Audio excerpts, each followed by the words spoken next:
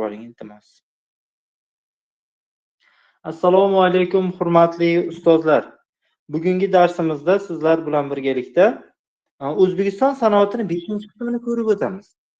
Xo'p, O'zbekiston sanoatining 5-qismi nimaga bag'ishlangan? Bu qurilish materiallari sanoat hamda ekologik muammolar bo'yicha bo'ladi. O'zi mana hozir qurilish materiallari haqida to'xtalib o'tishimiz kerak. Avvalambor qurilish materiallarini o'rganish nima uchun muhim? Endi bu joyda haqli savol tug'ilishi mumkin.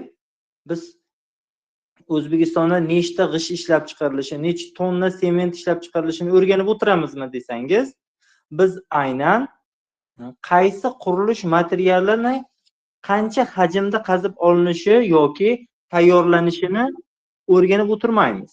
Biz nimasini ko'ramiz?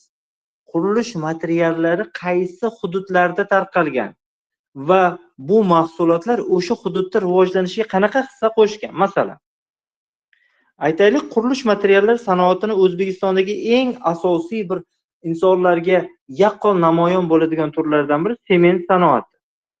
Sement bu qurilishdagi eng asosiy fundament hisoblanadi. Demak, sement sanoatining markazlari Farg'ona vodiysida, Quvasoyda, Toshkent viloyati esa mahsuldor Ohangaron, Angren, Bekobod shaharlarida. Demak, hududiy tarkibiga e'tibor bersak, Farg'ona vodiysida Quvasoy sementi ko'p eshitgansiz. Vohadan, demak, Navoiy, Zafarobod esa shaharcha. Demak, O'zbekistonda sement sanoatini hududiy tarkibiga e'tibor beradigan bo'lsak, qayerlarda?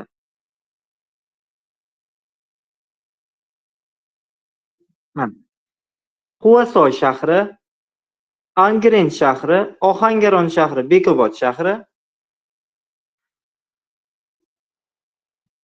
Navoiy shahri hamda Zafarobod shaharchasi. Zafarobodliklar bormi? Qaysi hududda joylashgan? Agar mikrofonlarimiz o'chiq bo'ladigan bo'lsa, Zafarobod, demak, Jizzaxda joylashgan. Shunaqami? Xo'p, adminlarimiz ovozlarga qarab qo'yasizlar-a, berkitib qo'ymang. Xo'p, bitta Zafarobodda alohida qilib qo'yaman, sababi shaharcha hisoblanadi. Shahar deganda aholisi 7000 kishidan ortiq, shaharcha deganda 2000 kishidan ortiq hududni biz shaharcha deb aytamiz. Qayerlar ekan? Quvasoy, Ohangaron, Angren, Bekobod, Navoiy hamda Zafarobod hisoblanadi.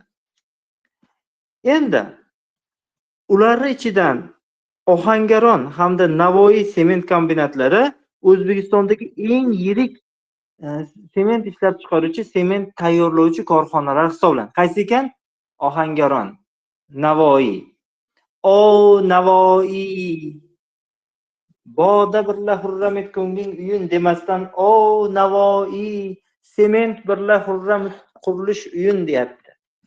Deganda Ohangaron ma'nosida aytyapman.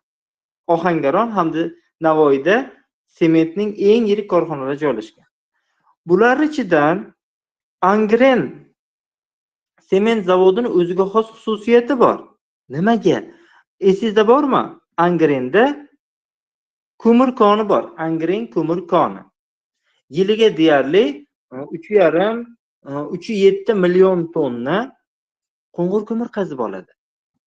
Endi aynan o'sha qo'ng'ir ko'mirni tarkibida har xil tarqoq elementlar, nodir elementlar ham bor.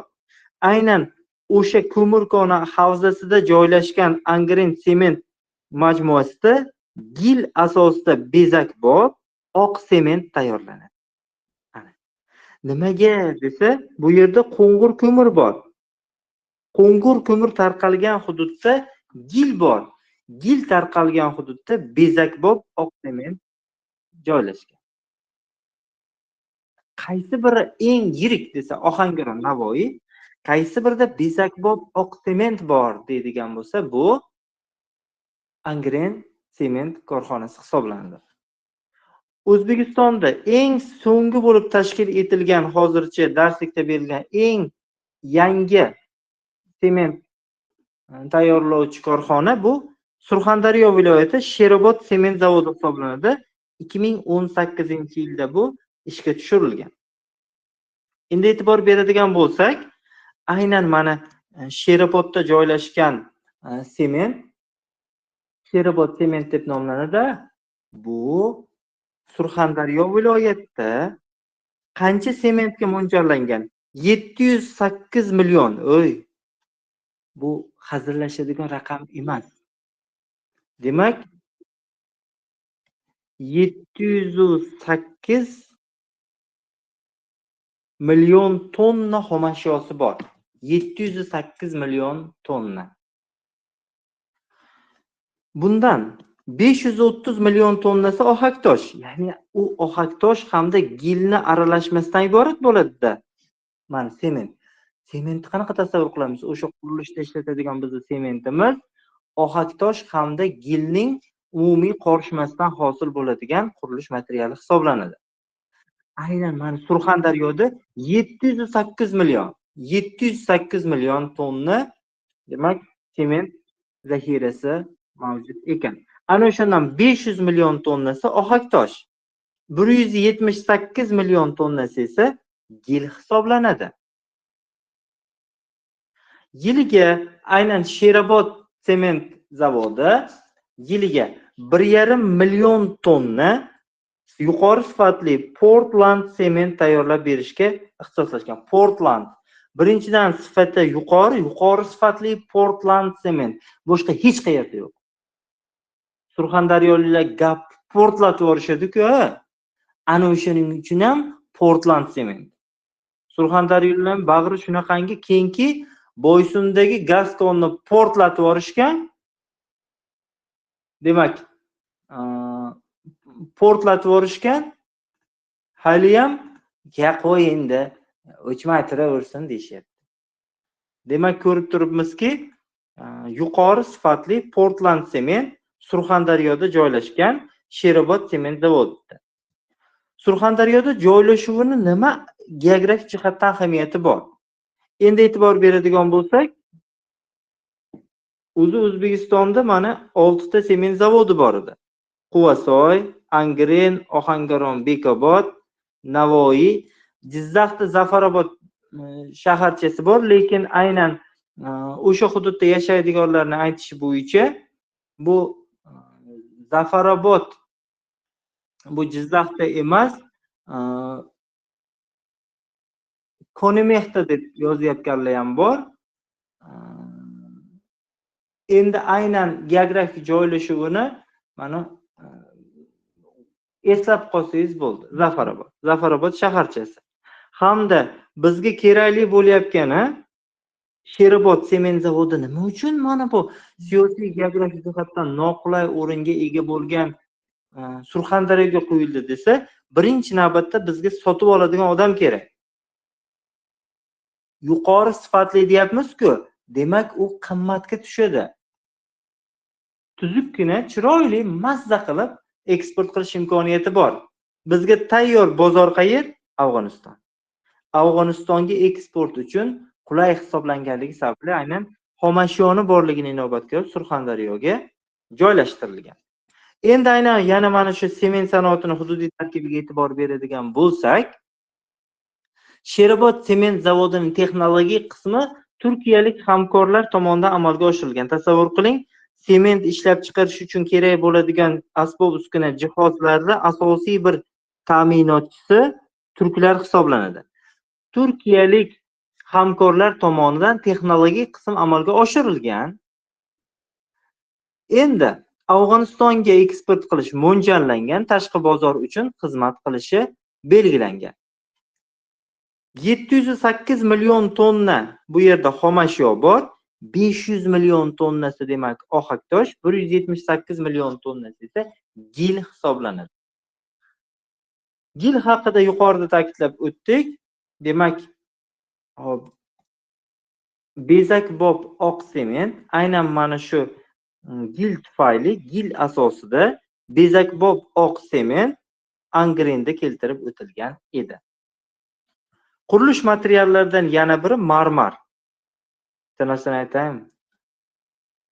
Marramir deyishadi. Ustalar bilan gaplashasizmi?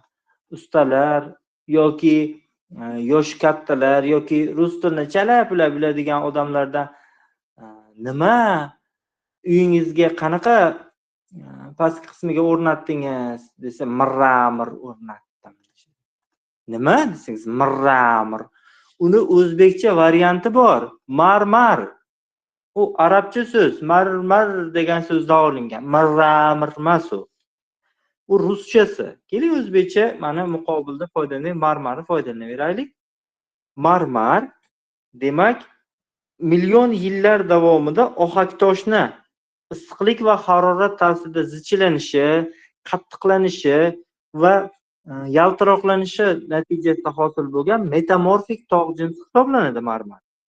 Endi mana marmarni ko'radigan bo'lsak, uni oq, qora, kulrang turlari. Misol uchun oq marmar, qora marmar va kulrang marmar turlari ham bor. Oq, qora, kulrang turlari bo'lishi mumkin. Endi qarang, O'zbekistonda aynan marmar konlarining soni 34 ta. 34 ta. 3, 4. Endi ulardan 5 tasidan qazib olinyapti mana. 3, 4, 5.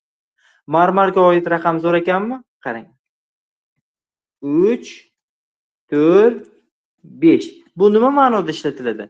O'zbekistonda 34 ta marmar koni bor. O'shandan 5 tasidan hozir foydalanib qazib olinyapti. 34 tadan 5 tasi. O'zbekistondagi eng yirik marmar koni bu Navoiy viloyati, demak, Nurota tumanida joylashgan. Nurota tog'laridagi G'ozg'on marmar koni. Birinchidan sifati zo'r, sifati yuqori, ikkinchidan mashhur. Domla, G'ozg'onni nimasi mashhur desangiz, G'ozg'on sobiq ittifoq davrida nafaqat o'zimizda ishlatilgan, markazga tashib etilgan. Chunki birinchidan sifati zo'r, qimmatbaho, qattiq, yaltiroq, dahshat. Asosan Moskvada, Sankt-Peterburg, Toshkent metrosi, Alisher Navoiy opera va balet teatrlarida foydalanilgan. Moskvada u yer tagiga tushib ketadigan metrolar bor. O'zidan o'zi qurib qo'ymagan. Markaziy Osiyoga 19-asr oxirida temir yo'l kirib keldimi?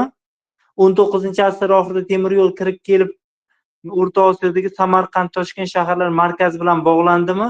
O'zbekistonning ichki qismlariga ham sekin-sekin transport koridorlari yo'tqizilgan, transport tizimi takomillashtirilgan. Bizdagi xomashyoni olib ketib, Moskvada, Sankt-Peterburgda maza qilib ishlatishgan.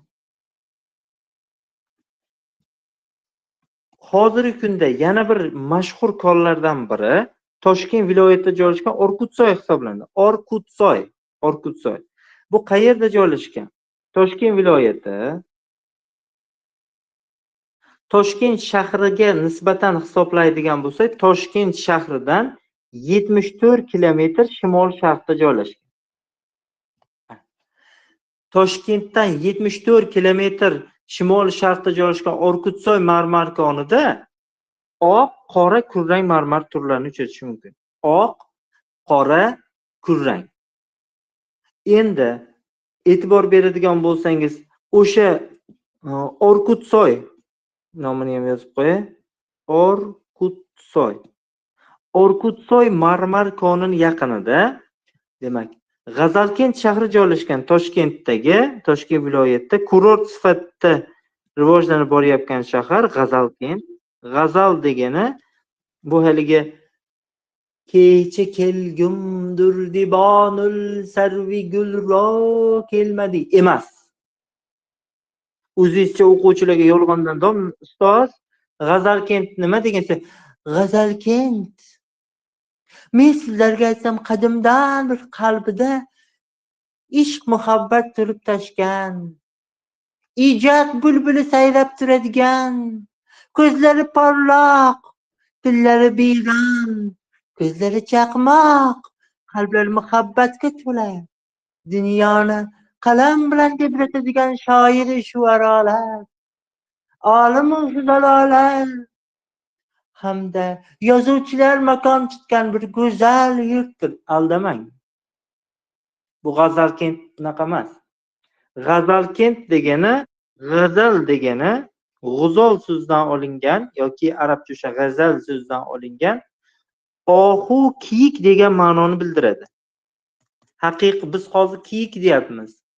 Lekin haqiqiy mana turkiychada g'azal deyilgan qadimda, g'uzol deyilgan. Ana shu G'azalkent degani kiyiklar shahri, kiyiklar ko'p degan ma'no biladi. Haqiqatan ham Toshkent viloyati Bo'stonliq tumanida joylashgan bo'lsa, yo'lda ko'rgan bo'lsangiz, yovvoyi hayvonlarning belgisini qo'yib qo'ygan yo'l bo'ylariga. Demak, Orkutsoy yaqinida G'azalkent joylashgan va Toshkent shahrining o'zi poytaxt bo'lgandan keyin eng zo'r marmarli, eng boyvachchalar qayerda? Millioner, milliarder, trilliarderlar qayerda? Toshkentdami? Demak, ular uyini marmardan qurishni xohlaydimi? Demak, o'zini yashaydigan hududida qayta ishlaydigan korxonalarni ham, o'sha zavodlarni ham joylashishiga yordam berishgan. Demak, o'shaning uchun ham Toshkent va G'azalkentda marmarga pardoz beriladi. Domla, O'zbekiston qayerda marmarga pardoz beriladi desa, so'ltamatga o'xshab o'tiravermang. G'azalkentda hamda Toshkentda marmarga pardoz beriladi. Xo'p, O'zbekistonda endi faqat bir bezakbo'b toshlar, uylarni fasad qismida ishlatiladigan qurilish materiali faqat marmardan iborat emas. Undan tashqari yana yuzlab xil toshlar bor. Shuning uchun umumiy qilib nomi bezakbo'b toshlar deyiladi. Bezakbo'b toshlarning umumiy zaxiralari O'zbekistonda 85 million metr kubga teng. 85 million metr kub. Demak, hajm birligida metr kubda o'lchanadi. Tonna, dona yoki ta emas, tonna 85 million metr kub. Endi buni eslab qolish uchun tasavvur qiling. 85 ga kirgan bobo borlar.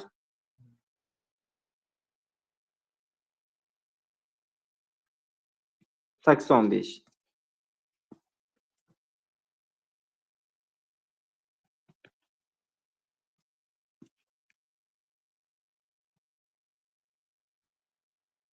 O'lim. Xastani ham chizib qo'yay. O'lim. Uyimizning yoshligimdan pastki qismlarini qora marmardan bo'lishini xohlaganman-da, yoshligimda. Bizni paytimizda endi kolxoz sovxozda ishlamizlar, bilmaysizlar. O'shanga uyimni pastki qismini qora marmardan qilib bersam, bolam. Ertaga 85 ga kirdim. Dada, pulimiz yo'q. Qanday qilamiz o'zi? Ko'chadan odamlar kelib, tandirimizni qarayapti. Tandiring nima qoragan? Hojatxonaga kirib qarayapti, nimaga bo'lmagani ko'p ishlatib qo'yapsan? O'zi jonimga tegib ketdi, xolodilnigimni ochadim. O'zi bo'lib turibman. Endi hozir shu turishimizga gadoy bo'lib yashab turgan holatimizda qora marmarga nima bo'lsa? Ya, yoshimni hurmati yo'qmi? Yoshimni hurmati yo'q, 85 ga ketdim. Har yili 1 milliondan yig'ib qo'yganman san kasofatni deb. 85 million pulim bor, tushundingmi? Bezakbo'b toshlarni olasan, marmarni olasan, sokinlik qilasan, qilma ko'cha. Men hassam bilan urib boshingni yarib tashlayman. Bunaqa deydi. Demak, O'zbekistonda bezakbo'b toshlarning umumiy zaxirasi 85 million metr kubga teng. Otani hurmatlaridan tinch qo'yib, demak, garshoklarini toza-tozamasligini ko'chadan kelib tekshirgandan ko'ra, o'sha uylarini marmardan so'kir qilib berish kerak. Xo'p, endi oyna sanoati. Oyna bo'lmasa, uylarimiz qamoqqa, zindonga o'xshab tuyuladi. Ko'ryapsiz mana. Oyna asosan Chirchiqda bor. Chirchiqda deraza oynalarini ishlab chiqaradigan zavod bor. Deraza. Chig'iq qilib oyna kesadi. Ertalabdan kechgacha u joydagi korxonadagilarning qilar ishi chig'iq qilib oynak kesish. Qayerda ekan? Chirchiqda. Mana shu mahalliy xomashyo asosida deraza oynalar ishlab chiqaradigan zavod bor. Demak, nima asosida desa, mahalliy xomashyo asosida. Chirchiq. Undan tashqari, yana Jizzaxda Markaziy Osiyodagi yirik zavodlardan biri, oyna zavodlaridan biri joylashgan. Bu Jizzaxdagi mana Xitoyga hamkorligida qilingan. Xitoy bilan hamkorlikda qaysi desa esingizda bormi? Jizzaxda rosa katta loyihalar amalga oshirildi. Shunaqangi bir odamlar chiqdiki, keling, mana poytaxt qilaylik. Jizzax zo'r viloyatda, bu joyda tug'ilganlar buyuk bo'ladi. Jizzaxliklarni yaxshi ko'ramiz. Jizzaxliklarni ko'rsak ko'zimizga yosh keladi.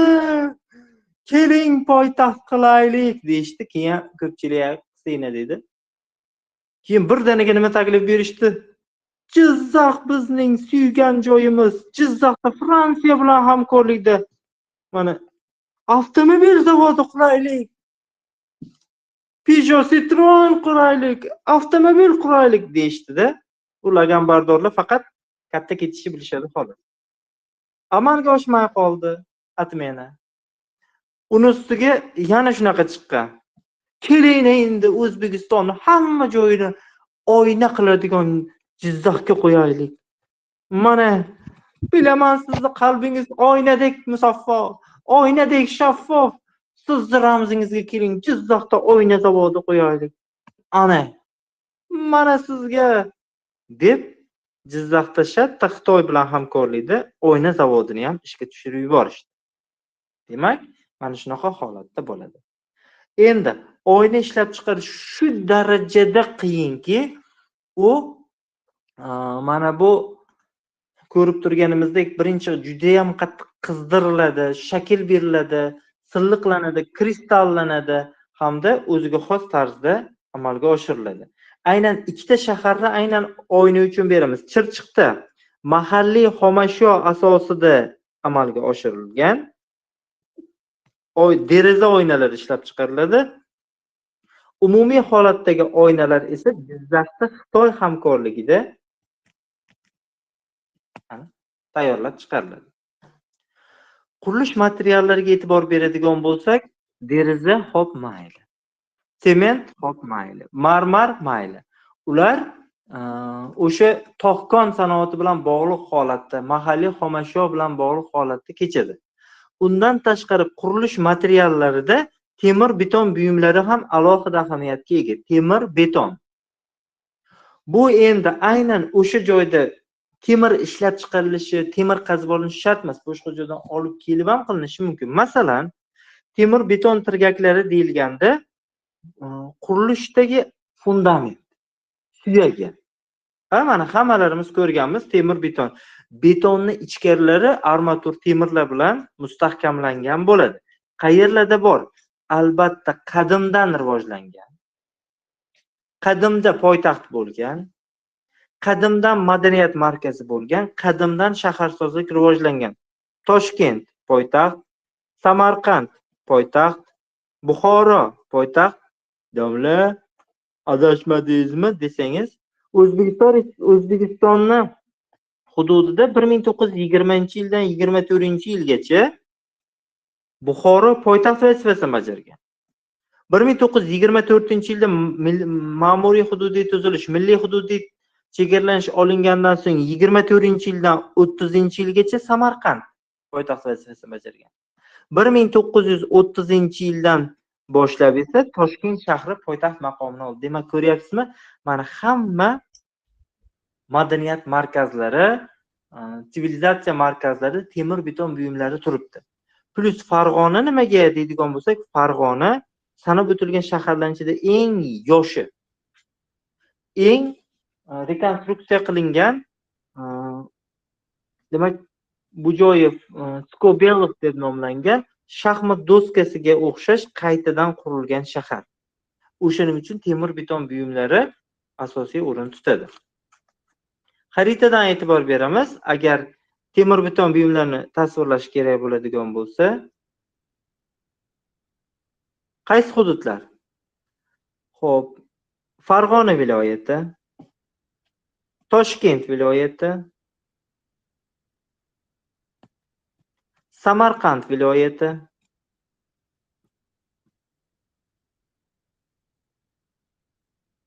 Buxoro viloyatlarida joylashgan. Ko'ryapsiz, Toshkent, Buxoro 20-yildan 24-yilga, Samarqand 24dan 30gacha, Toshkent 30dan hozirgacha. Farg'ona vodiysidagi, demak, ana planlashtirib, rejalashtirib, mukammal tarzda qurilgan shaharlardan biri Farg'ona. Ana shu Farg'ona viloyatida ham shaharsozlik juda ham kuchli, temir beton buyumlari ishlab chiqariladi. Biz hozirgi kunda borgan sari oddiy g'isht, pishgan g'isht yoki guvala, yana shunaqangi g'isht turi bo'lardiki, 30 kg, 40 kilogramm nomini eslayapman. Paxsalardan voz kechyapmiz borgan sari. Uni o'rniga xalq tilida shlaka blok deyiladi, ilmiy tilda silikat bloklari deyiladi. Bu silikat bloklar, shlaka blok, yaxshilab bilib olaylik. Shlaka blok, pena blok, gaza blok hamma eshitgan. Aynan mana shunaqa shlaka bloklar, silikat bloklari qayerda ishlab chiqariladi desak, silikat bloklari O'zbekiston hududida Chor Rossiyasi bosib olishidan oldin 3 ta mustaqil katta davlat bo'lgan. Xiva xonligi, Buxoro amirligi, Qo'qon xonligi. Ana o'shalarni o'rnida tarkib topgan 3 ta viloyatda silikat bloklari ishlab chiqariladi. Nimaga desa, hozir silikat bloklariga o'tilyapti. Bu hududlar O'zbekistondagi 3 ta podshohlik hududida, 3 ta monarxiya hududi, 3 ta davlat hududi. O'shalarning markazlari shu viloyatlarda joylashgan. Shuning uchun bu silikat bloklarida g'ishtdan ko'ra undan ham texnologiyasi o'tib ketganlari joylashgan. Xaritada tasvirlaymiz. Xorazm viloyati, Buxoro viloyati, kayvoni anga shlaka blokka o'tirib tindiribsiz deyishadi. Undan tashqari Farg'ona viloyati. Xorazm, Buxoro, Farg'ona silikat bloklari ishlab chiqariladi. Jizzaxda ham silikat blogi ishga tushirilgan. Faqat u 1 million metr kub mahsulot berishga mo'ljallangan. Bu asosan shu 1 million metr kub atrofida mahsulot berishga mo'ljallangan. Nima sababdan Jizzaxda yana tashkil etildi? O'zi Xorazm, Buxoro, Farg'onada bor edi. Yana nima uchun tashkil etildi desangiz, asosan Mirzacho'l hududida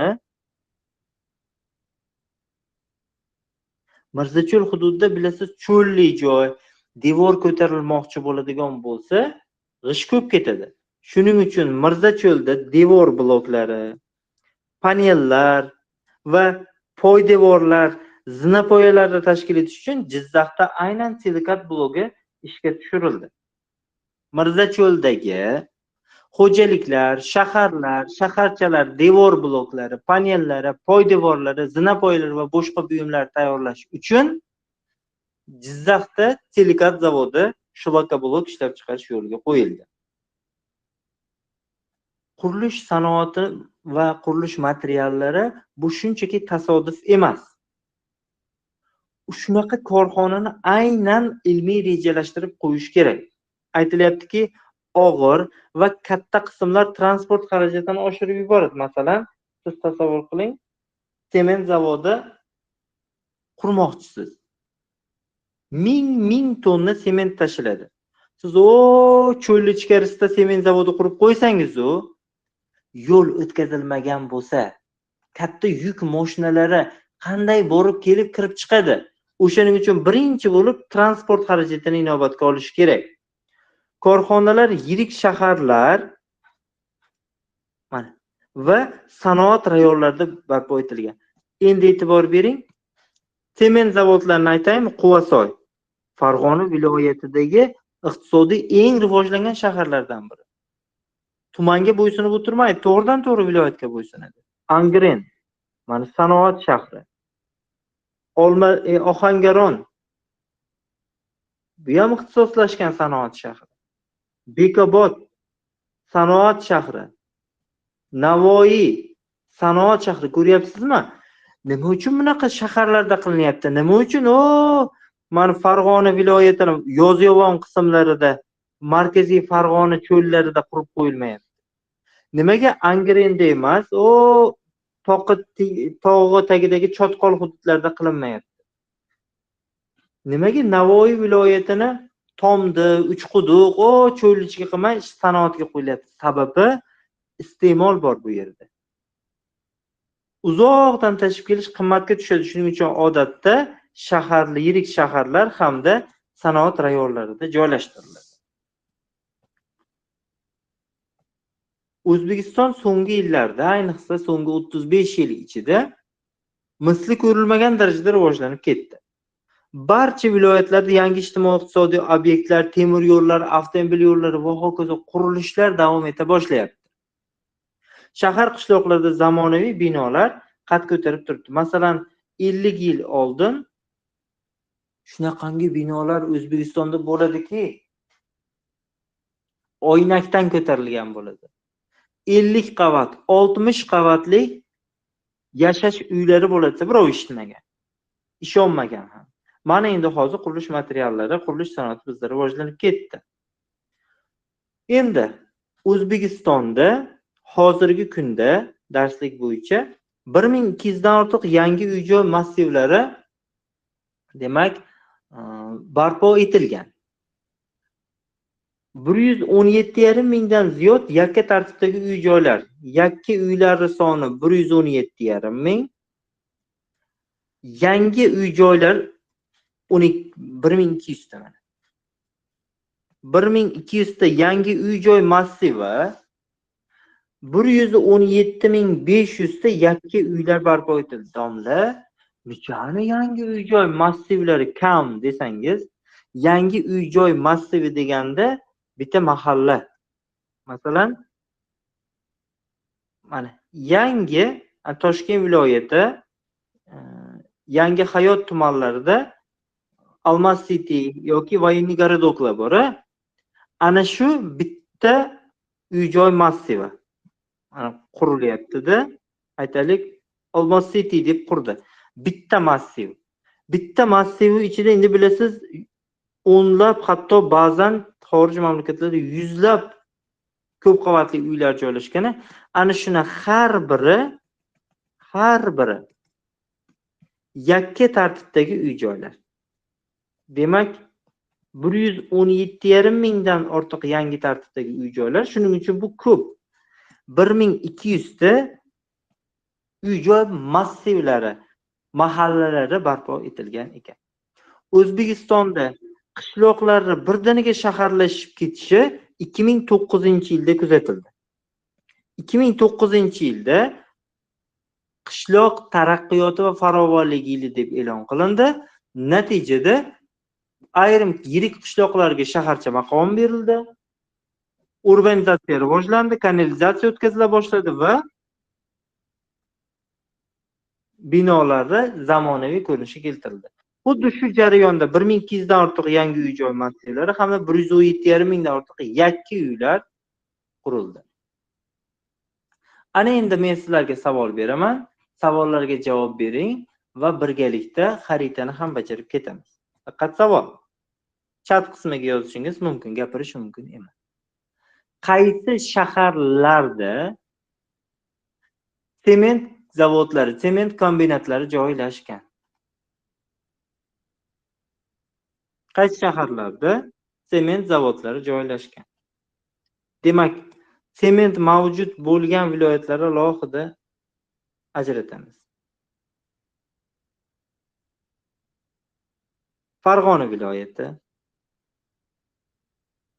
Toshkent viloyati,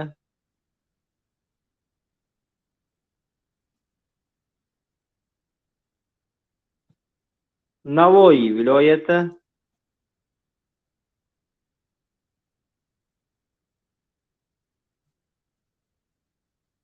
demak, e'tibor beradigan bo'lsak, hamma joyga qurib tashlayverish ham iqtisodiy samara bermaydi. Bemaza qovunni urug'i ko'p degandek. Yana bir narsa ta'kidlash kerak, Namangan viloyati Chust tumani To'raqo'rg'on chegarasida ham sement zavodi ishga tushirilgan. Bor. Lekin u yaqinda yangi bo'lganligi sababli darslikka hali kiritib ulgurilmagan. Hozircha Navoiy viloyatida eng asosiy, O'zbekistondagi eng yirik kombinatlardan biri joylashgan Navoiy sement zavodi tarkib topgan.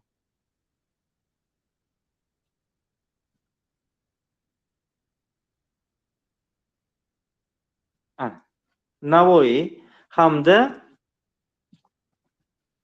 Surxondaryo viloyatida sement zavodlari ishga tushirilgan.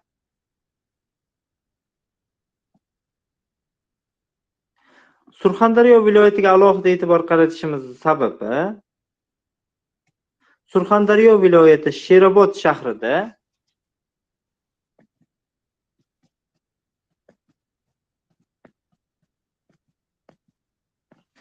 qanaqa xususiyatlari bor bu Sheroboddagi? Birinchidan, texnologik qismi turkiyaliklar tomonidan loyihalashtirilgan. Texnologik qismi turklar tomonidan. Ikkinchisi, xomashyo zaxirasi 708 million tonna. Uchinchisi, aynan sement zavodida ohaktoshning hajmi 530 million tonna. 530 million tonna. Ohaktoshning. Gilning zaxirasi esa 178 million tonnaga teng. Hammasi Sherobod haqida gap ketyapti. Asosan bu yerda investitsiya loyihalari asosida 1,5 million tonna Portland sement ishlab chiqarish yo'lga qo'yildi. Portland sement.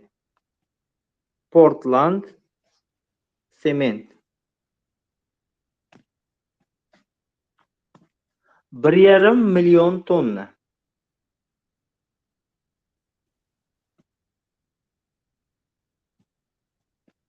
Portland sement. Afg'onistonga eksport qilish rejalashtirilgan.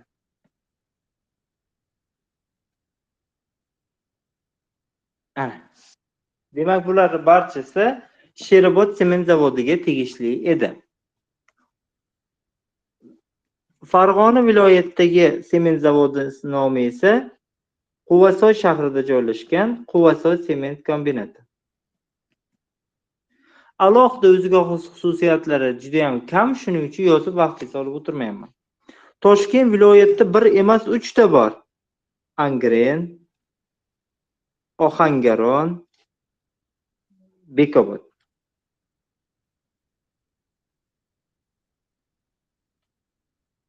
Angren,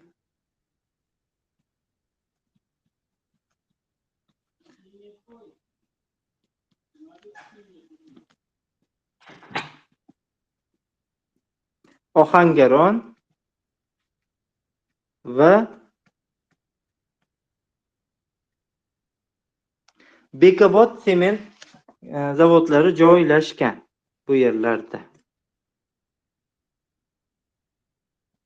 Mana shular ichidan Angrenda bilasizki ko'mir havzasi bor. O'sha ko'mir havzasi baribir ta'sir ko'rsatadi. Shuning uchun Angrenda qanaqa holatdagi sement bor desa, tarkibida gil bo'lgani sababli, gilmoya bo'lganligi sababli bezakbob oq sement ishlab chiqariladi.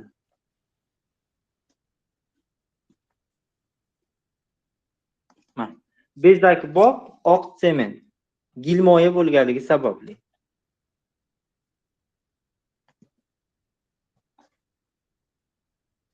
Navoiy viloyatidagi Navoiy hamda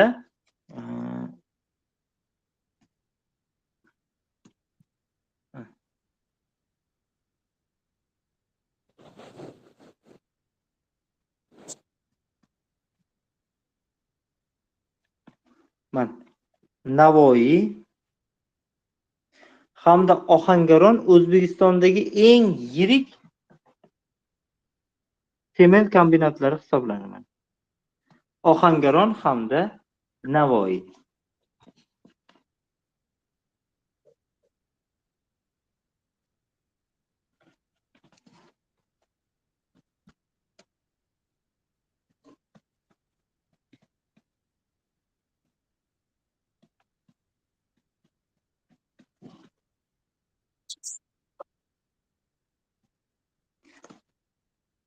Mana shunaqa hol.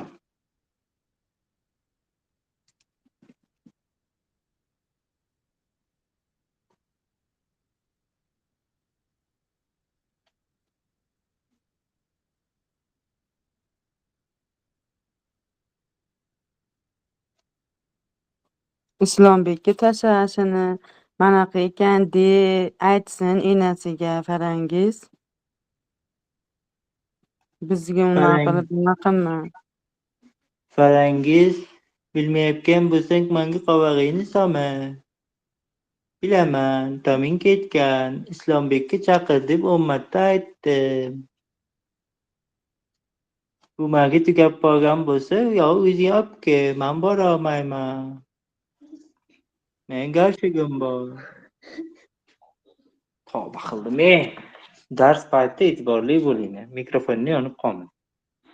Endi marmarlar haqida gaplashayotgandik. O'zbekistonda 34 ta marmar koni joylashgan.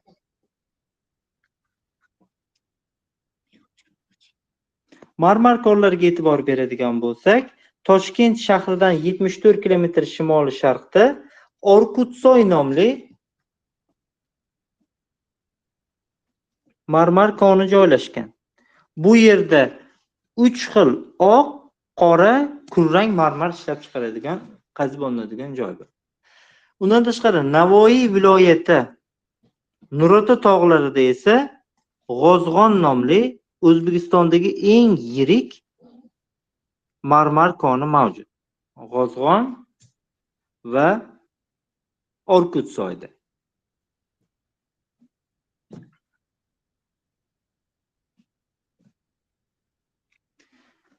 Xo'p.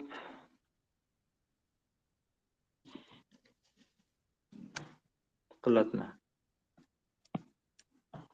G'ozg'on yirik, Orkutsoy esa 3 xil oq, qora, kulrang marmarlar bilan mashhur.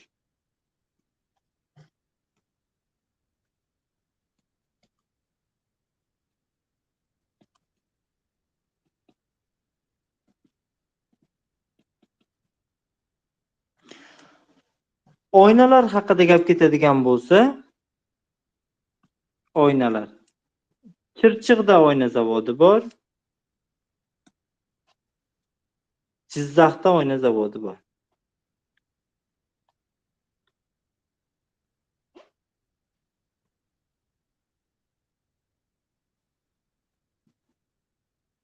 Chirchiq va Jizzax.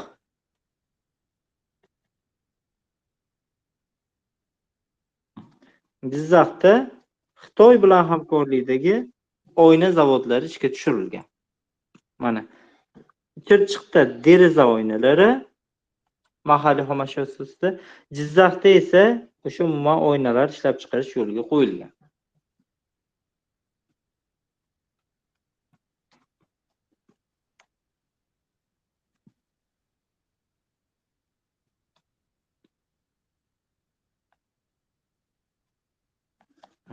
Mana shunaqa holatda. Endi silikat bloklari hamda temir beton buyumlarini alohida ko'ramiz. Ovozim boryaptimi? Uxlab qolmayapsizlarmi? Yo'q, ustoz. Ovqatga to'g'rashtiryapmiz. Xo'p, yaxshi. Yoqimli ishtaha qilib o'ylanglar. Xo'p, endi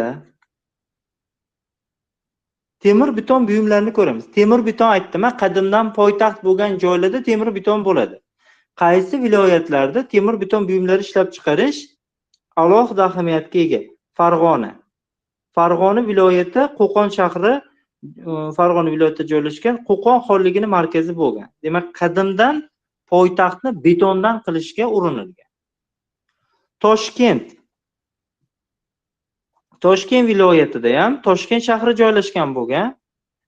Qadimdan betondan shahar qurishga harakat qilishgan. Shuning uchun Toshkent, Qo'qon joylashgan Farg'ona va O'zbekistonning birinchi poytaxti Buxoro. Bular poytaxt bo'lgandagi albatta shaharlar betonlashtirishga harakat qilganda to'liqligicha. Shuning uchun temir beton buyumlar desa poytaxtlarni esga oladi. Hammasida poytaxt bor. Hammasida. Buxoro. Buxoroi Sharif. Alo! Guli! Buxoro!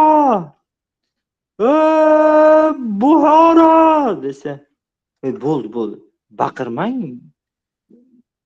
Bu Amir Olimxonning joyisi. Bo'ldi. Qatta gapirmang endi. Kesillar shu Olimxon aka. Bo'shat beraman daxtlarni deydi-yu. Hurmatli rahmatli Hojiboy Tojiboy. Demak, e'tibor beradigan bo'lsangiz, Farg'ona viloyati, Toshkent viloyati,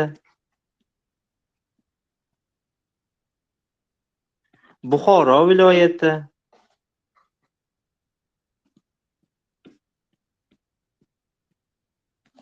va Samarqand viloyatlarida qadimdan poytaxtni betonlashtirishga harakat qilingan. Shuning uchun bu yerlarda temir beton buyumlar ishlab chiqarish alohida ahamiyatga ega. Temir beton desa, qadimdan poytaxtlar o'zini betonlashtirishga harakat qilgan. Hamma poytaxtni olib qo'yaverasizlar.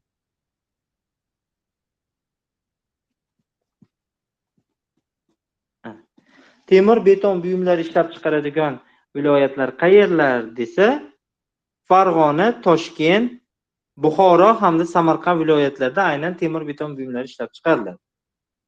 Buxoro, Samarqand, Toshkent, Farg'ona. Buxoro, Samarqand, Toshkent, Farg'ona. Poytaxt ketma-ketligi ham xuddi shunaqa.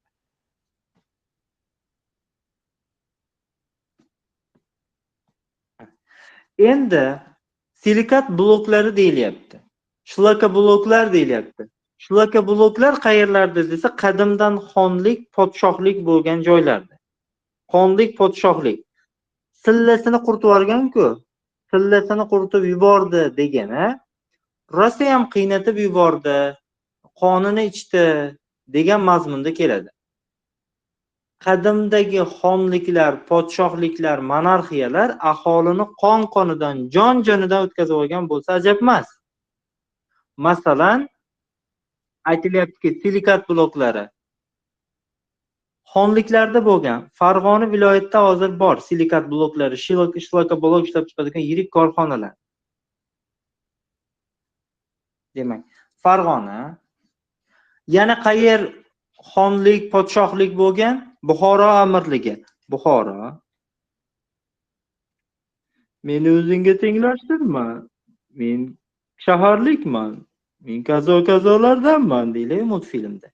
O'shan singari bu kazo-kazolar faqat silikat bloklari. Bunday deb yodlasang ham bo'laveradi.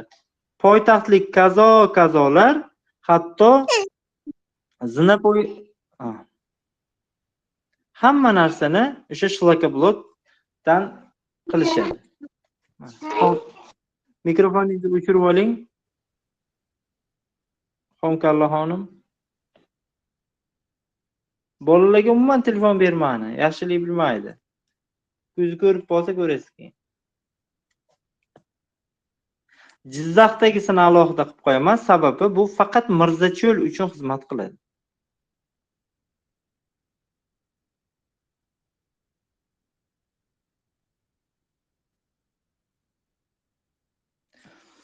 Xo'p. Mana.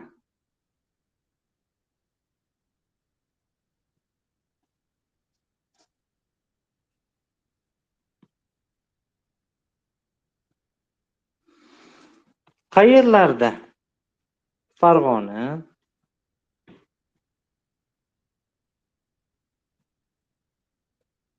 Jizzax,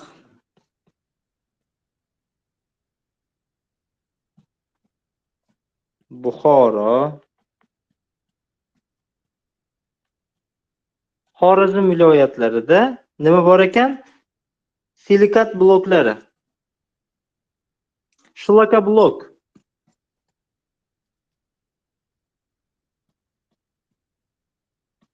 O'zim to'g'risi ilgari rosa qidirganman shu silikat bloklari nima degan ekan desam, shlaka blok bo'lib chiqdi.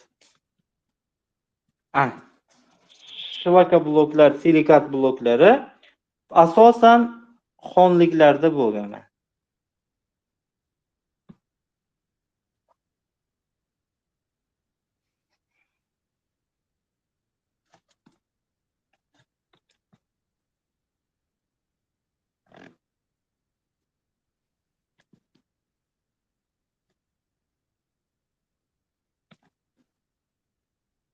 Ana.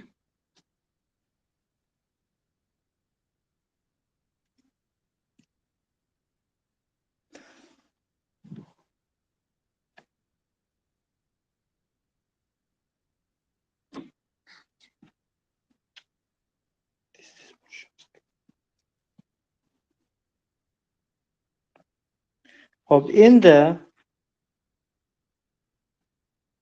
qurilish materiallari bo'yicha silikat blok bir balolar bo'ldi. Endi oxirgi mavzu sanoat hamda ekologik muammolar mavzusida gaplashib o'tamiz. Bu mavzuga o'tishdan oldin sizlar bilan bitta savol-javob o'tkazib yuboramiz. Qani, let's go. Qaysi shaharda 178 million tonna gil xomashyosi asosida sement zavodi ishga tushirildi? 178 million tonna gil asosida. Faqatgina xomashyosini qancha tonna gil ekanligi haqida Sherobodda berilgan xolos. 178 million tonna gil Surxondaryo viloyati Sherobod sement zavodida mavjud. Bir daqiqa. Alo, aka tuzimsiz? Ha, uydaman, nima gap? Hadichaxon ovqatlanib chiqinglar ekan. Umarbi yurdi. Hop, bo'ldi, meni chiqarib yubordim, yonimda o'tirishuvdi.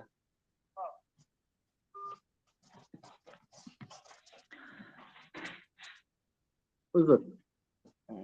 Jiyanlarim dars eshitib o'tiruvdi. Qarang. Faqatgina Surxondaryo viloyati Sherobod sement zavodida faqatgina o'sha joyda 530 million tonna ohak tosh, 178 million tonna gil deb alohida gapirilgan, faqat Sherobodda. Qaysi sement zavodlari O'zbekistondagi eng yirik sement zavodlari hisoblanadi? Eng yiriklari.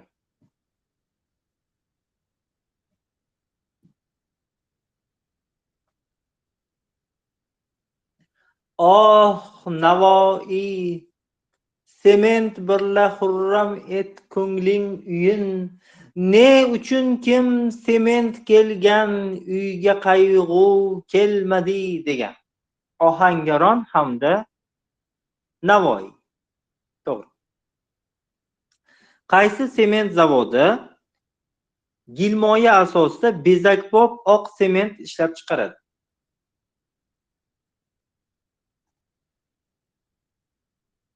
Demak, Angren ko'mir koni havzasida Angren sement zavodida gilmoya mavjud va bezakbop oq sement tayyorlanadi. To'g'ri. Nechinchi yilda qishloq joylari qulay va kommunal xizmatlarga ega bo'lgan yakka tartibdagi turar joy massivlari kompleks qurila boshlangan? Shundoq qarasangiz, kottejlar qurila boshlangan, kottej qurilyapti, dom qurilyapti, kanalizatsiya o'tkazilyapti, qishloqlarga shaharcha maqom berib yuborilyapti. Birdaniga 900 dan ortiq qishloqlarga shaharcha maqom berilgan. O'shancha hozir 1070 bitta shaharcha mavjud. 2009-yil qishloq taraqqiyoti va farovonligi ila munosabati bilan. Hozirgi kunda mamlakatimizning barcha qishloq tumanlarida namunaviy loyihalar asosida nechta uy-joy massivlari barpo etilgan? Uy-joy massivlarining soni, massivlar deganda mahallalar ma'nosida. 1200 dan ortiq. Shohsanam Komilova, joyingizda qasdingiz bo'lsa, yana bir marta mikrofonni ochib oling. Nechtadan ortiq yakka tartibdagi uy-joy foydalanishga topshirilgan? Nima u 117,5? 117,5 tonnami? 117,5 donami? 117,5 ta uy topshirish mumkinmi? Yarimta uy. Hojatxona ham yarimta uy bo'lmaydi. 117,500 ta. 117,5 mingta. 117,500 ta. 117,5 mingta. Qaysi viloyatdagi Silikat zavodi o'sha hududni xo'jaliklari, shaharlari, shaharchalar uchun devor bloklari, panellar, poydevorlar, zinapoyalar va boshqa buyumlar uchun foydalangan? Jizzax viloyatida Mirzacho'ldagi xo'jaliklarni ta'minlash uchun Mirzacho'lda, Jizzaxda silikat zavodi ishga tushirilgan. Qaysi viloyatlarda umumiy holatda barcha mamlakat uchun xizmat qiladigan silikat bloklari ishlab chiqaradigan zavodlar mavjud? Sillasini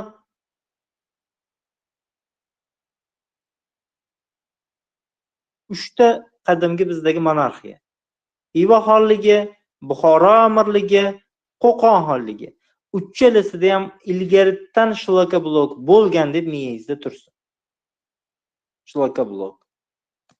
Endi qaysi viloyatlarda temir beton buyumlar ishlab chiqariladi? Ya'niki qadimdan shaharsozlik zo'r, qadimdan hamma joy betonlangan, qadimdan uylar chekkasiga seysmopol temir betonli tirgaklar, poydevorlar qurilgan.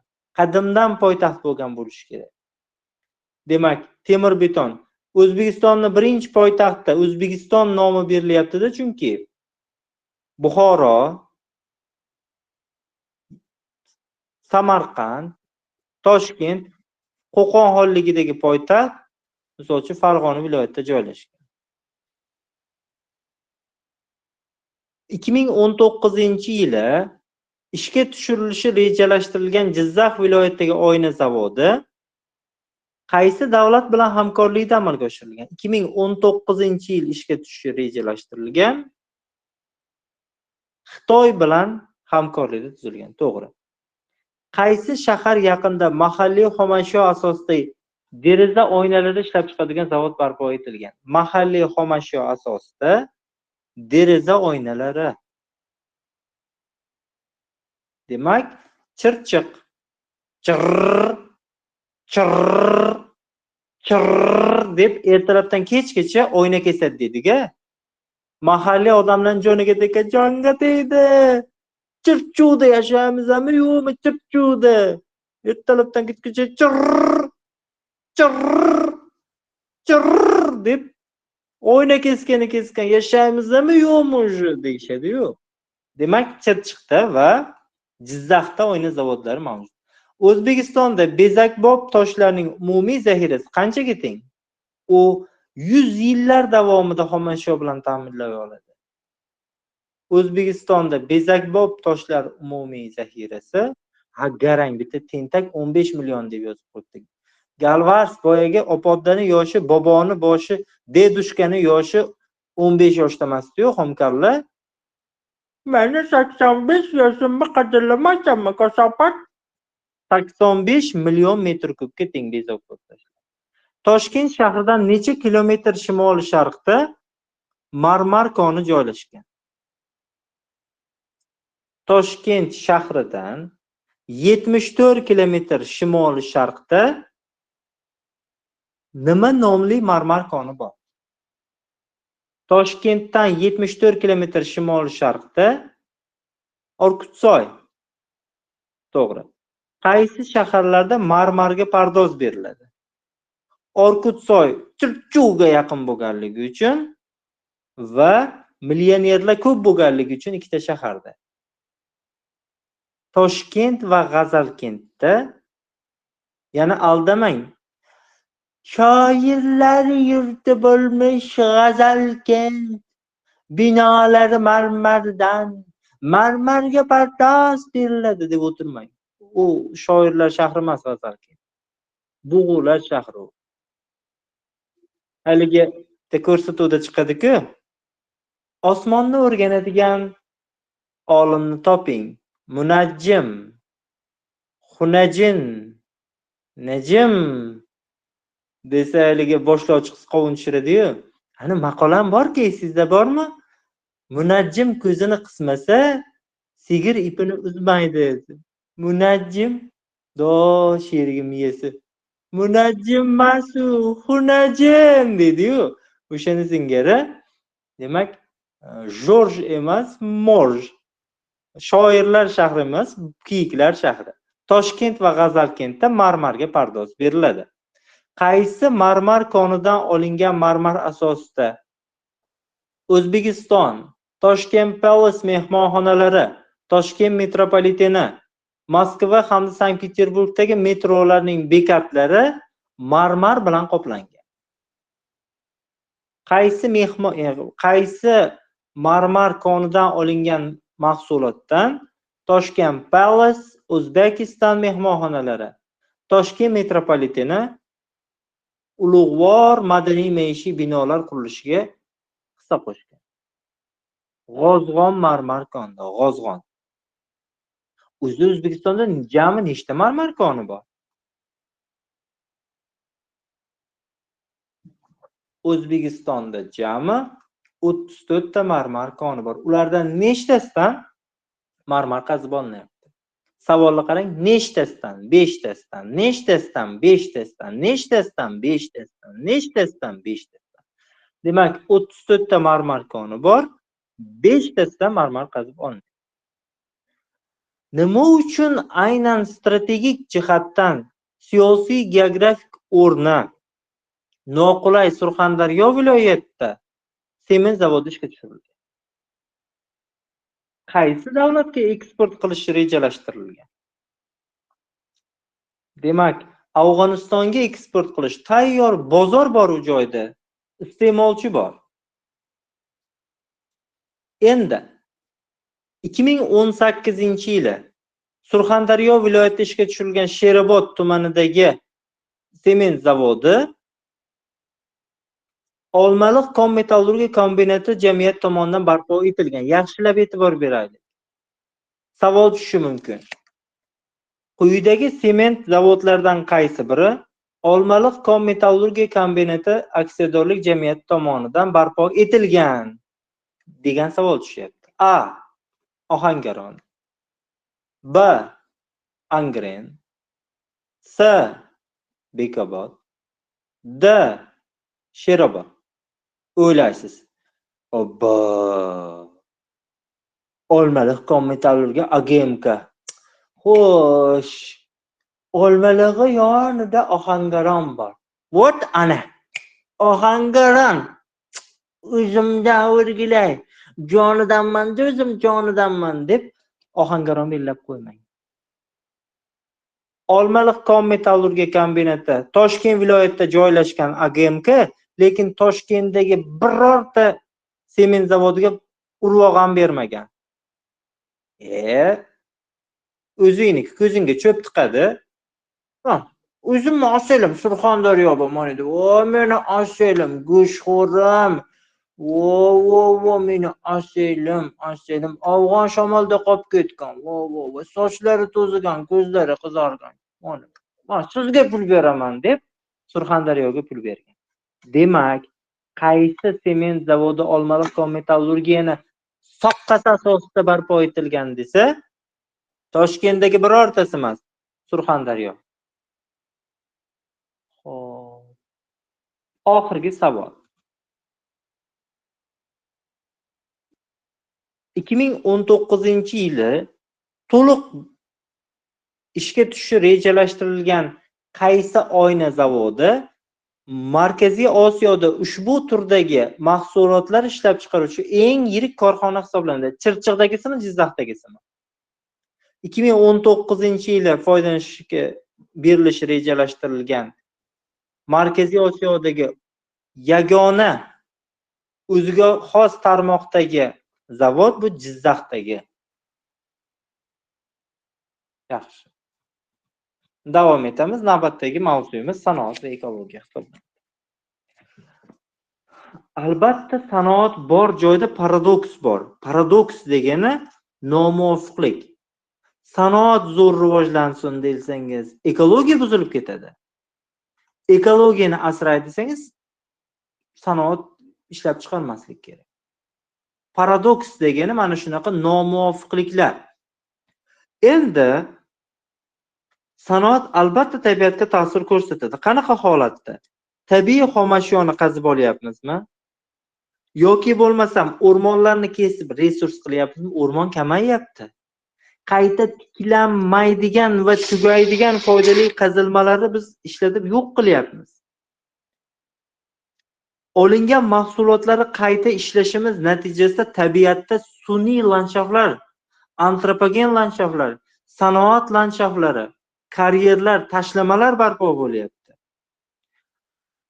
Uni ustiga sanoat mahsulotlari orqali ishlab chiqarilgan, demak, polietilenlar yoki bo'lmasam chirishi qiyin bo'lgan baklashkalar, har xil chiqindilar tabiatga tashlanyapti. Natijada tabiatda o'zidan resurs holatda, boylik holatda, sof holatda olib, chiqindi holatda o'ziga qaytarib beryapti. Yaxshimi shu endi? Salomga yarasha aligmi shu? Insoniyatda sanoatni rivojlantirish natijasida atmosferani ifloslab tashlaydigan tarmoqlar vujudga keldi. Atmosferani dabdalasini chiqaradi issiqlik elektr stansiyasi. Mana qarang. Issiqlik elektr stansiyalarida neft yoqiladi, ko'mir yoqiladi yoki gaz yoqiladi-da, gaz yoqilg'ini yoqasiz. O'sha yoqilg'i va ichki qismidagi suv umumiy holatda jarayonni natijasida elektr ishlab chiqadi, lekin ulardan chiqayotgan is gazi va har xil gazlar atmosferani mana asfala safling qilib tashlaydi. Kim agar Toshkentdan vodiyga o'tayotgan bo'lsa, Angrenda yo'lni bo'yida mana shu narsaga ko'zingiz tushgan. Demak, issiqlik elektr stansiyasi atmosferani ifloslaydi. Metallurgiya. Metallurgiya qanaqa holat? Masalan, Bekobod metallurgiya kombinati. Temir eritadimi? Temir eritish uchun, misol uchun, ko'mir yoqadi deb miyangizda tasavvur qilib oling. Atmosferani ifloslaydi, o'sha ko'mir yoqish jarayonida temirni eritaman deb. Demak, metallurgiya ifloslar ekan. Neftni qayta ishlash. Xo'p. Neftni qayta ishlash tabiatga qanaqa, atmosferaga qanaqa ta'sir ko'rsatishi mumkin desangiz, neftni qayta ishlash jarayonida qora tutunlar atmosferaga chiqadi. Neftni qayta ishlayapsiz-da, neftdan har xil zaharli iflos tutunlar yoki gazlar, metanlar, karbon angidridlar, is gazlari atmosferaga ko'tariladi. Va sement ishlab chiqarish. Sement ishlab chiqarishda o'tda yomon. Ohakni kuydirish kerak xullas. Ohakni kuydirayotganda oppoq oq tutun atmosferani egallab oladi. Kim agar o'sha sement zavodi yaqinida yashagan bo'lsa yoki ko'rgan bo'lsa, ko'zi tushgan bo'lsa, ohakni kuydirib, qizdirib, gil bilan aralashtirib sement ishlab chiqarish kerak. Demak, ko'ryapsiz, issiqlik elektr stansiyasi, metallurgiya, neftni qayta ishlash, sement ishlab chiqarish atmosferani ifloslaydi. Suvni-chi, voy, mana shu manzara qanchalar jirkanch. Suv-ku axir bu. Boylik-ku, ne'mat-ku. Kanalizatsiyani o'nglab qo'yishadimi? Zavod fabrikalardan chiqayotgan zararli moddalarni o'nglab, hayvon, ahmoq, mol odam shunaqa qiladi. Qo'pol qilib aytganda. Endi kimyo kimyo sanoatining chiqindilari suvga tashlanadi odatda. Afsus, kimyo sanoati. Chunki har xil kimyoviy moddalarning ortiqchalari, suyuqliklarning ortiqchalari, kislotalar suvga oqiziladi. Neft kimyo mahsulotlari. Neft kimyo mahsulotlari qanaqa holatda? Neftni qayta ishlaysiz, ortiqcha chiqindi suyuqlik holatda, shilimshiq holatga kelib qolgan neft qoldiqlari ham kanalizatsiya orqali daryolarga tashlanadi. Suvni ifloslaydi. Yog'ochni qayta ishlash. Yog'ochni qayta ishlash suvni qanaqasiga ifloslashi mumkin desa, oddiy misol keltiraman. Oddiy misol. Misol uchun daraxt kesib, yog'och g'o'la tayyorlandi. Ana shu g'o'lalarni suvga tashlab qo'yilsa, shishadi, kengayadi, zichilashadi, yorug'lari yo'qoladi. Yog'ochlarni, taxtalarni suvga tashlab qo'yish natijasida suvni ifloslab qo'yish mumkin. Bu sizga eng oddiy misol. Oddiy bitta misol keltiraman, qarang. Biz oilaviy kasbimiz nonvoy bo'lgan. Shevalarda nonvoychilik nima deyiladi bilmayman-u. Biz 2003-yildan to deyarli 2013-yilgacha deyarli 10 yildan ortiq vaqt mobaynida uyda nonvoychilik qilganmiz, non yopganmiz va sotganmiz. Mana shu davr mobaynida bitta ko'zim bilan ko'rgan narsa xampa deydi. Boshqa shevalarda nima deyishini bilmayman. Katta yog'ochdan qilingan bo'ladiki, ichida un tashlanadi, suv tashlanadi, xamir qilinadi. Mana shu xamir qilinadigan moslamani bizda xampa deyiladi. Ilmiy adabiy tilda nima deyiladi bilmayman. Yangi mana shu unni aralashtirib, suvni aralashtirib xamir tayyorlanadigan mana shu moslamani biz uyga olib kelganimizda ko'zim bilan ko'rganim, ichiga suv to'ldirib, ariqqa solib qo'yganmiz. Uyimiz oldidan oqadigan ariqqa solib, ichiga to'ldirib suv quyganmizda, o'sha paytda kichkina maktabda o'qirdim, 5-sinf, 4-yo'q, 3-sinf, 4-sinf bo'lsam kerak. Nimaga buni qilyapmiz desam, shishadi. Shishgandan keyin zichilashadi, orasidagi yorug'lari yo'qoladi deb uydagilar aytishgan. Yana mana ko'zingiz bilan ko'ryapsiz-ku, yog'och suvni ifloslaydi. Ya'ni shunaqa ma'noda oddiy misol keltiryapman. Yog'och ko'rib qoladigan bo'lsangiz, suvni ifloslaydi. Ko'mir sanoati suvni ifloslashi mumkin. Qanaqasiga ko'mir sanoati suvni ifloslashi mumkin desa, chiqindilar bor-ku. Ko'mirni ochiq usulda qazib oldingiz. Ko'mirni ochiq usulda qazib olganingizdan keyin, misol uchun, chiqindilari yer osti suvlariga qo'shiladi. Kovlaganingizdan keyin yoki umuman holatda changlari uchib suvlarga tushishi mumkin. Sut go'sht sanoatini misol keltiraman. Undan keyin grill, tabaka yeysizmi yo'qmi bilmayman. Qanday qilib turib sut va go'sht sanoati suvni ifloslaydi?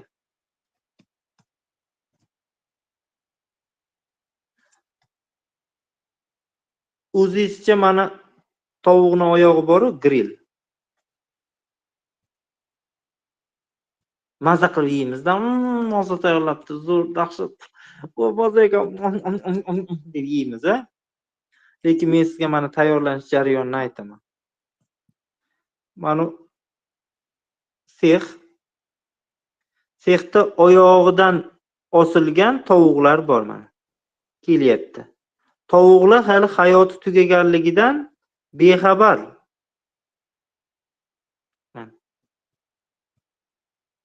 Ketyapti. Bugun aktyorskida ko'rshapalar rolini o'ylayotganmisiz? Ha, egachi endi qo'yaverasiz. Mana tovuqlar kelyapti. Bu yoqda mana bu yerda apparatlar bor. Shiriq kallasini olib tashlaydi. Endi mana shu kallasi olingan parrandalar tovuqlarni mana terisini shiladigan moslama bor. Terisini vujt shiladi-da. Ichidagi ichak chovaklari uni ichidagi tozalanmagan hali tabiatga qaytarib ulgurilmagan nima dey endi. Mana bunaqa narsalar mana aytmay qo'ya qolay mana. Pashshalar uchib keladigan. Mana shularni olib ulgurmasdan shuni katta idishga tashlanadi. Katta qozonga tashlanadi. Mana shu suvda aralashtiriladi. U toza bo'ladimi, yo'qmi, ichida qolib ketganmi, yo'qmi, patlari yaxshi yulinganmi, yo'qmi? Keyin bundan yana bitta apparat tutib olib yana olib ketib qadoqlayveradi. Endi mana bu u yuvilgan suvni shunchaki zavod, fabrika, korxonalar daryolarga oqizib yuboradi. Ana qanday qilib turib sut va go'sht sanoati suvni ifloslashini ko'rdingiz.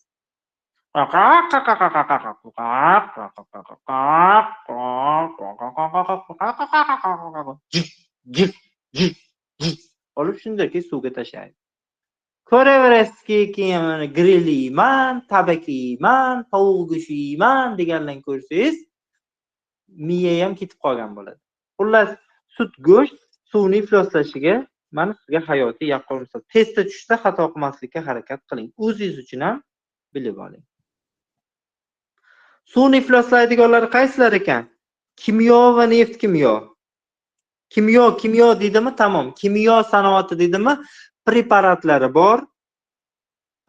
Kimyo deydimi? Kimyo maktabdagi haligi asabiy o'qituvchingizni esingizga keltiring mana. Probirkalar olib o'tdi. Ustoz, bugun laboratoriya ish qilaylik. Bugun zo'r mavzu. O'chiringda. Laboratoriya qo'lidagi probirka ketib qolsa. Kimyo so'zi bormi? Ichida suyuqligi bormi? Kimyo o'qituvchilari o'zi asli o'shani ariqqa to'kib o'tish. Tanlaga dars o'tgandan ko'ra ariqqa to'kkan yaxshi. Demak, ko'ryapsiz, kimyo so'zi borini olib shuna suvga urib ketaverasiz. Yog'ochni aytdim. Sut go'sht sanoati ham suvni ifloslaydi.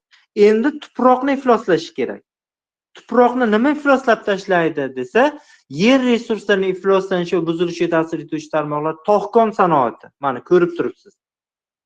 Yerni demak, foydalanib bo'lmaydigan darajada karyer qilib tashladi, qazib tashladi, dabdalasini chiqarib tashladi. Demak, tog'kon sanoati. Qurilish mollarini ishlab chiqarish, qurilish materiallarini ishlab chiqarish nima? Misol uchun, shag'al qazib olyapti. Daryoni o'zanidan, shag'al olyapti. Yoki bo'lmasam tog'i bag'ridan mana tosh teryapti. Toshlarni terib yig'ib olib ketiladi. Qurilish materiallarini yig'ib olish, qurilish mollarini ishlab chiqarish ham mana shu hududdagi yerni sifatini yomonlashtirib tashlaydi. Mana ko'ryapsiz. Demak, umumiy olganda issiqlik elektr stansiyasi atmosferani ifloslaydi. Metallurgiya atmosferani, neftni qayta ishlash metallurgiya, sement ishlab chiqarish metallurgiya atmosferani ifloslaydi. Suvni nima ifloslaydi? Kimyo sanoati, neft kimyo, yog'och, ko'mir, sut go'sht. Yerni nima ifloslaydi? Tog'kon, qurilish materiallari. Atrof muhitni asrashga intilgan odam bu yaxshi odam. Ha. Endi xo'p, mana tabiatni ifloslashga majbur ekanmiz. Ya'ni qanaqa holatda ishlab chiqaryapmizmi? Iloji yo'qligidan shunaqa bo'lib qolyapti. Endi yaxshilash uchun nima qilishimiz kerak? Ekologik xavfsizlikka juda ham ko'p e'tibor berishimiz lozim. Albatta, xomashyoni qazib olish jarayonida, yoqilg'ilarni qazib olish jarayonida, transport yo'llarini o'tkazish va transport xarajati, energetika, IS GES qurishda, suv resurslaridan foydalanishda tabiatga e'tiborliroq bo'lish kerak. Birorta zavod, fabrika, korxonani qurishdan oldin albatta ekologik ekspertiza qilish kerak. Ekspertiza degani, ekspert degani tajribali degan ma'noni bildiradi. Ekologik ekspertiza biror bir bino inshootni qurishdan oldin asli u talabga javob beradimi, bermaydimi? O'sha hududdagi ekotizimni izdan chiqarib yuboradimi, yubormaydimi? Korxona qurilishdan oldin atmosfera, suv va yerga yetkazadigan zararli chiqindilar miqdorini nazoratdan o'tkazish ekspertiza deb aytadi. Ana shuni qilish kerak. Endi metallurgiya umuman olganda eng katta narsa, tabiatga ta'sir ko'rsatadigan ishlab chiqarishlardan biri metallurgiya. Metallurgiyaning to'xkon ishlari, konchilik ishlari tuproqni buzadi, tabiiy landshaft yo'qoladi, karyerlar hosil bo'ladi, yer osti g'orlari paydo bo'lib qoladi, yerni ichidan konni qazib olganingizdan keyin. Natijada antropogen zilzila ro'y berish ehtimoli bo'ladi. Nimaga? Qazidingiz, kovladingiz. Bo'shliq hosil bo'ldimi? Haligi bo'shliq o'pirilib tushib antropogen zilzila bo'lib qolish ehtimoli bor. Shuning uchun qazib olganingizdagi, misol uchun yer tagidan ko'mir qazib oldingizmi, temir qazib oldingizmi, ichini suv bilan yoki chiqindi bilan to'ldirib qo'yish kerak. Suv yoki chiqindi bilan to'ldirmasangiz, o'pirilib tushadi, sun'iy zilzila bo'ladi. Karyerlarni esa rekultivatsiya qilish kerak.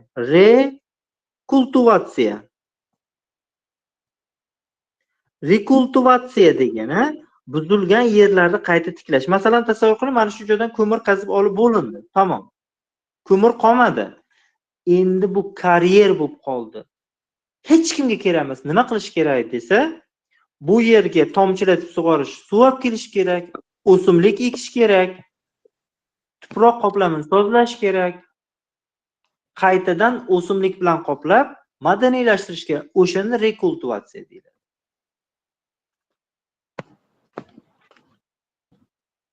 Hop.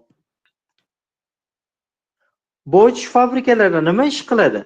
Esingizda bo'lsa, misol uchun birorta ruda bor edi. Mana, mis rudasini olib kelindi. Uni tarkibida tosh bor, 1 tonna tarkibida mis bor deyilgan ruda olib kelindi. Tarkibida tosh bor, misni o'zi bor, shag'al bor, qum bor va hokazo. Endi mana shu boyitish fabrikasi degani tarkibidagi kerakmas moddalarni chiqarib tashlab, faqat mis qoldi. Foydalilik elementlarini oshirish uchun yangi mahsulotlarni qo'yish uchun boyitish fabrikasi deymiz. Endi ana shu jarayonda boyitish fabrikasida kerakmas chiqindilarini oqar suvlarga tashlash natijasida yoki umuman tabiatga qaytarish natijasida ifloslab qo'yapti. Antropogen jarayonlar natijasida oltin gugurt birikmalari, misol uchun mana is gazi yoki karbonat angidrid, oltin gugurt birikmasi deb shularni aytiladi. Mana oltin gugurt birikmalari zaharli gazlar hisoblanadi. E'tiborli bo'lish kerak. Tabiatda og'ir metallar bor. Og'ir metallar esingizda bo'lsa qaysi edi? Mis, qalay, qo'rg'oshin, nikel, rux. Mis, qalay, qo'rg'oshin, nikel, rux. Mis, qalay, qo'rg'oshin, nikel, rux. Mis, qalay, qo'rg'oshin, nikel, rux. Aynan mana shu og'ir materiallar kishilar organizmidagi immunitetni pasaytirib yuboradi. Agar tabiatda ko'payib ketsa, bizni tanamizga kirib kelsa, immunitetni pasaytirib yuboradi. Yaxshilab bilib oling. Og'ir materiallar kishilar organizmida immunitetni pasaytirib, kasallanish darajasini orttirib yuboradi. Tez kasal bo'ladigan bo'lib qoladi odam. Hali qarasangiz, qoni kam, hali qaraydigan bo'lsangiz, sariq kasallikka moyil bo'lib qolgan, shunaqa holatda bo'ladi. Undan tashqari temir, qo'rg'oshin, mis va simobga moddalar tuproqda va tirik organizmda to'planib, oziq zanjiri orqali insonni zaharlashi mumkin. Tanasida yig'iladi, sekin-sekin odamni zaharlay boshlaydi. Temir domla, temir qana biz tanamizga kiradi desa, misol uchun olma bor. Bunda tabiiy temir moddasi bor. Lekin agar tabiatda mana bu atmosfera gazlari tarkibida PM zarrachalari orqali bizni tanamizga kirib qoladigan bo'lsa, bizni qattiq zaharlab qo'yish ehtimoli bor. Shuning uchun yashillik qoplamini orttirish kerak, chiqindilarni to'liq qayta ishlash kerak, shlakablokdan qurilish materiallarini olish jarayonida tabiat ifloslanmasligiga e'tibor berish kerak, zararsizlantirish kerak ko'pincha, hamda atmosferaga suvga chiqindilarni tashlamaslik choralarini ko'rish kerak. Mana shu ekologiya va sanoat uyg'unligi hisoblanadi. Keling birgalikda ayrim tahlillarni birgalikda ko'rib chiqamiz. Birinchi savol. Qaysi sanoat tarmog'i tabiiy majmualarning barcha tarkibiy qismlariga ta'sir ko'rsatadi?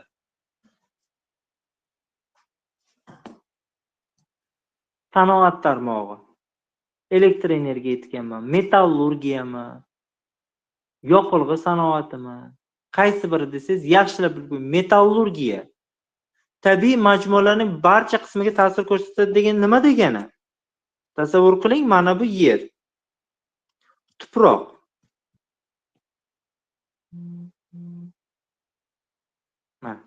Eslab qolish uchun aytaman, tuproq. Mana bu o'simlik. Uni mevasi. Tuprog'i tarkibida nima bo'lyapti? Misol uchun temir bor. Temir o'simlikning tanasi orqali o'tib borib mevada ham temirni hosil qilyapti. Moddami bular? Mana shunaqa holatda. Umuman olganda metallurgiya sanoatini eslash uchun bir yerda metallni misol qilib keltirdim. Demak, metallurgiya tabiiy majmualarning barcha tarkibiy qismlariga ta'sir ko'rsatadi. Tog'kon sanoati tog' qatlamini, tuproq qatlamini buzadi, landshaftlarni yo'qotadi. Karyerlar, yerosti g'orlarini paydo qiladi. Demak, birorta joyda metallurgiya sanoati bo'ladigan bo'lsa, konchilik rivojlangan bo'lsa, kon qazib olinayotgan bo'lsa, ham tabiatni ifloslaydi, ham tabiatni o'zgartirib yuboradi, o'simliklarni yo'q qilib yuboradi, hayvonlarni yo'q qilib yuboradi, tuproqlarni yo'q qilib yuboradi, yer osti suvlariga ta'sir ko'rsatadi. Qaysi sanoat ekan? Metallurgiya. Bitta temir konni qazib olaman deb minglab turdagi hayvon yoki o'simliklarga zarar yetishi mumkin. Qaysi biri tabiiy majmualarning barcha tarkibiy qismiga ta'sir ko'rsata oladi? Metallurgiya. Qanday moddalar kishilar organizmda to'planib, immunitetni pasaytirib yuboradi, kasallanish darajasini ortishiga sabab bo'ladi? Yengil metallar, og'ir metallar, qimmatbaho metallar. Demak, qaysi turdagi rangli metallar insonni tanasida to'planib immunitetni pasaytiradi desa, mis, qalay, qo'rg'oshin, nikel, rud kabi og'ir materiallar hisoblanadi. Og'ir material.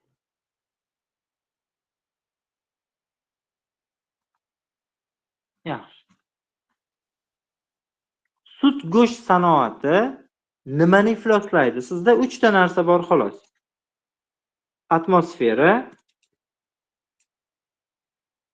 Keling.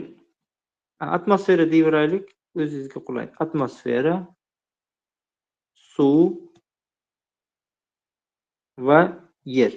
Sut go'sht sanoati suvni ifloslaydi. Sement ishlab chiqarish. Sement. Sementda ohakni kuydiriladi. Ohakni kuydirganingizda atmosferaga kuchli ta'sir ko'rsatadi. Atmosferani ifloslaydi sement ishlab chiqarish. Ko'mir.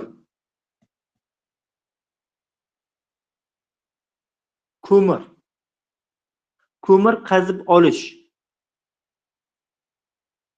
Ko'mirni suvga bering. Nimaga desangiz, karyerni kovlaganingizda yer osti suvlari bo'lsa, misol uchun tushuntirish uchun soddarog'ini aytyapman sizga. Yer osti suvi bo'ladigan bo'lsa, haligi ko'mirni chiqindilari yer osti suvlariga tushib, aralashib, uni tarkibida uglerod ko'payishiga sabab bo'lishi mumkin. Shuning uchun sizdan agar ko'mirni so'ralsa, suvni olamiz. Issiqlik elektr stansiyasi. Issiqlik elektr stansiyasi, IES. IESlarda yoqilg'i yoqiladi, karbon angidrid is gazlari ajralib chiqadi, natijada atmosferaga zarar yetadi. Kimyo sanoati, neft kimyo sanoati. Kimyo va neft kimyo. Kasopatlar sanga bergandan ko'ra suvga oqizib olganim yaxshi. Shundaymi? Arig'ing qizil suv bo'lib oqadi. Yashil suv bo'lmaqada, lekin sallaga proverkadagi bermayman. Bu ham suv yo'q, suv ham suv yo'q, qo'shib olaman. Kim bilib o'tibdi, lekin sallaga bermayman. Ichaman kerak bo'lsa deydi. Demak, kimyo sanoati suvni ifloslaydi. Yog'ochni qayta ishlash. Yog'ochni qayta ishlash yoki yog'ochga ishlov berish. Bu sellyuloza sanoatida ham yog'och qirindisini suvga aralashtirib, bo'ktirib, sellyuloza qog'oz olib, chiqindi suvni tabiatga tashlab yuboriladi. Demak, yog'ochni qayta ishlash jarayonida ham suvni ifloslashi mumkin. Tog'kon sanoati.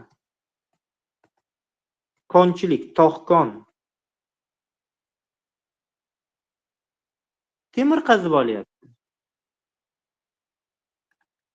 Yerni ifloslaydi albatta. Nimaga?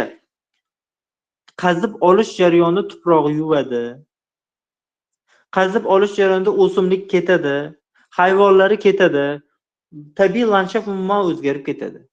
Demak, tog'kon sanoati, qurilish mollarini ishlab chiqarish sanoati yer resurslarini ifloslanishiga olib keladi. Metallurgiya. Metallurgiya tabiatga qaysi tarkibiy qismi kuchli zarar yetkazadi? Atmosferaga. Nimaga metall eritish jarayonida ko'mir yoqasiz? Misol uchun, ko'mirdan juda katta miqdorda is gaz ajralib chiqadi. Bu jarayonda siz atmosferani ifloslab qo'ygan bo'lasiz. Karbonat angidrid misol uchun.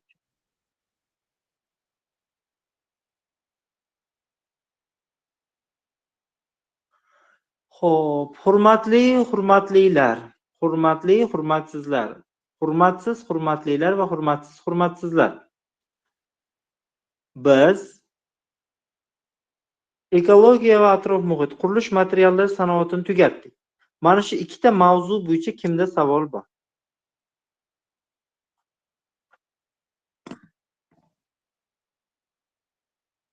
Yaxshi. Assalomu alaykum. Aha, Ustoz, endi savol bor edi. Mana hozir aytdingiz-ku, foydali qazilmalarni yerdan kovlab olgandan keyin uni o'rniga chiqindi yo suv bilan to'ldirilishi kerak dedingiz. Chiqindini To'g'ri. tushundim. Suv bilan to'ldirilganda qanday bo'ladi? Xo'p, masalan, qarang. Mana yer ostidan siz temir yoki ko'mir yo nimadir qazib olgansizda bo'shliq. Yeri tagi bo'sh turibdi. Agar o'sha bo'shligicha turadigan bo'lsa, o'pirilib tushib, zilzila bo'lishi mumkin. Endi ana shu yer ostidagi bo'shliqqa agar siz suv to'ldirib qo'yadigan bo'lsangiz, suvni o'zini zichiligi bor. Xuddi yer osti suvini singari u o'zidan yuqori qatlamdagi jinslari o'pirilib ketishdan saqlaydi. Chunki bundoq tuproq pastga harakatlanaman desa, pastda ma'lum zichlikka ega suv bor. Xuddi yer osti suvlari g'ovaklarning ichida to'planib turibdi, tuproq o'pirilib tushib ketmayapti-yu. Xuddi shu vazifani bajarish uchun suv bilan to'ldirib qo'yish maqsadga muvofiqroq bo'ladi. Endi bu holatda uni ustki qismlarini albatta berkitkasiz va yer ostida ma'lum bir zichlikka ega bo'lgan holatda, zich holatda o'sha joyda turadi. To'g'ri, ma'lum bir qismi shimilib ketishi mumkin, lekin shunaqangi texnologik vaziyatlar bo'ladiki, bu joyda shimilib ketgandan keyin ham yerni o'pirilib ketishdan saqlab turadi. Bunaqa holatlar kuzatilgan ustoz. Suv bilan to'ldirish amaliyoti jahonda ham bor.